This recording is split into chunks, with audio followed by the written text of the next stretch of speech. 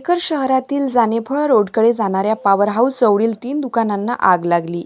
या आगीमध्ये 3 दुकानाचे लाखो रुपयांचं नुकसान झाल्याची प्राथमिक माहिती आहे.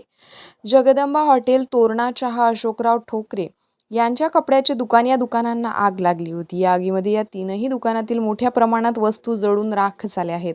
तर जगदंबा हॉटेलचे जास्त नुकसान झाल्याची प्राथमिक माहिती मिळते आहे.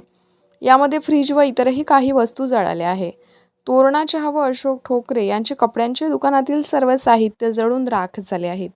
या तिन्ही दुकानांचे लाखो रुपयांचं नुकसान झालंय.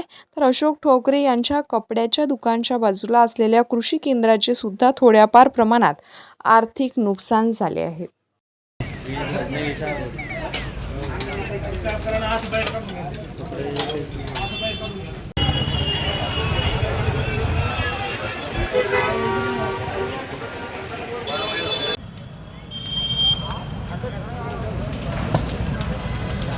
घ्या